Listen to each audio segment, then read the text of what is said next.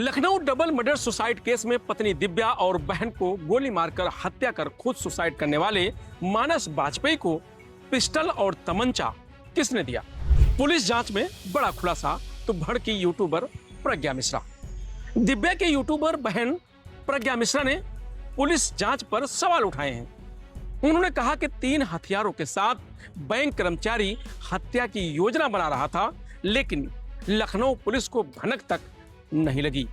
ऐसी पुलिसिंग से बेहतर तो माफिया काल था। कम से कम लोगों को पता होता था कि किसे सावधान रहना है। प्रज्ञा मिश्रा ने सोशल मीडिया एक्स पर 25 से ज्यादा सवाल किए। कहा कि अगर बैंक के सामान्य बाबू की पहुंच पिस्टल तक है तो फिर लखनऊ को सतर्क रहने की जरूरत है। मानस चींटी तक नहीं मार सकता था, उसके घर में एक मजबूत लाठी तक नहीं थी, फिर उसके पास 2 पिस्टल और 1 देसी तमंचा कैसे पहुंचा? उसे जघन्य अपराध के लिए किसने तैयार किया? उसका कोच कौन था? सच्चाई का सामने आना बहुत जरूरी है, इसलिए केस किसी दूसरी एजेंसी को दिया जाना चाहिए। मेरी बहन और उस मानसिक बीमार लड़की शिवा को न्याय मिलना चाहिए। इधर मानस के मामा अवधेश शुक्ला ने बताया कि वह स्वभाव से काफी डरपोक था। वह रात में अकेले घर से निकलने से भी हिचकता था। परिवार के पास पहले से कोई असलहा नहीं था। ऐसे में उसके पास 3 हथियार कहां से आए, यह बात मुझे भी पता नहीं। 20 अगस्त को एसबीआई में फील्ड ऑफिसर मानस बाजपेयी ने आईसीआईसीआई बैंक के सामने पत्नी की हत्या कर दी थी। यहां से सीधे घर पहुंचा था और बहन शिवा की हत्या करने के बाद खुद की जान ले ली थी। प्रज्ञा ने सवाल किया है कि कौन उसे इस हत्याकांड के लिए मोटिवेट कर रहा था। वह बाजार से पकाने के लिए एक बार में सारी सब्जियां भी नहीं ला सकता था। उसे रेयर पिस्टल कैसे मिली? कौन से हथियार किसकी हत्या में इस्तेमाल हुए? अंतिम स्टेटस में चीट शब्द लिखा। अगर मानस को मालूम था कि दिव्या उसे चीट कर रही है तो तलाक के केस में उसे अपनी पत्नी को चरित्रहीन साबित करके अपर हैंड मिल जाता। क्या चीट शब्द पुलिस को भटकाने के लिए लिखा गया? क्या मानस की मानसिक स्थिति का किसी ने इस्तेमाल किया? क्या किसी की नजर मानस के घर में मौजूद कथित 1.5 करोड़ के स्त्री धन पर थी? मानस साइको था, घरेलू हिंसा का आदी था, लेकिन समाज में सभ्यता दिखाता था। वह चींटी नहीं मार सकता था। ऐसे में हत्यारे ने घर में पिस्टल और तमंचे नहीं उगाए होंगे, कहीं से तो लाया होगा। मानस ने 3 में से किसी को दूर से शूट नहीं किया, सबको सटाकर सिर में गोली मारी। क्या यह प्लान था या फिर दिव्या को मानस ने मारा, मानस और शिवा को किसी और ने मार दिया?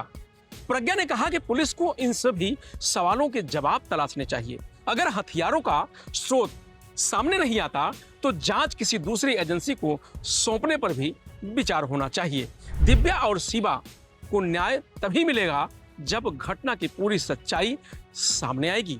प्रज्ञा ने मानस के बैंक और घर के बीच की दूरी को लेकर भी सवाल उठाए हैं। उनका कहना है कि दोनों जगहों के बीच सामान्य तौर पर 10-15 मिनट का रास्ता था। ऐसे में दिव्या की हत्या के बाद मानस करीब 35 से 45 मिनट तक कहां रहा, इसकी जांच होनी चाहिए। उन्होंने पूछा कि क्या मानस रास्ते में कहीं रुका था और अगर रुका तो किससे मिला? क्या वह कोच के पास गया था? तीनों हथियारों में से किस व्यक्ति की हत्या हुई? पुलिस को इन पहलुओं पर जांच करनी चाहिए। जब तक हथियारों का स्रोत, मानस की गतिविधियों और उसके संपर्क में रहे लोगों की भूमिका साफ नहीं होती है, तब तक मामले को पूरी तरह सुलझा हुआ नहीं माना जाना चाहिए। पुलिस मानस के संपर्क में रहे लोगों से पूछताछ कर रही है। इसी दौरान मानस के एक दोस्त ने बताया है कि सीतापुर के एक वकील ने मानस को असलहे उपलब्ध कराए थे। बैंक से जुड़े काम के दौरान मानस और वकील की मुलाकात हुई थी। हालांकि पुलिस ने वकील के असलहे देने की बात की पुष्टि नहीं की है। बता दें कि मानस की डेड बॉडी के पास से 2 9mm पिस्टल और 1 तमंचा मिला था। दोनों पिस्टल लोडेड थी, तमंचे में भी कारतूस था। पुलिस हथियारों के सीरियल नंबर, कारतूस और फायरिंग से जुड़े साक्ष्यों की जांच कर रही है।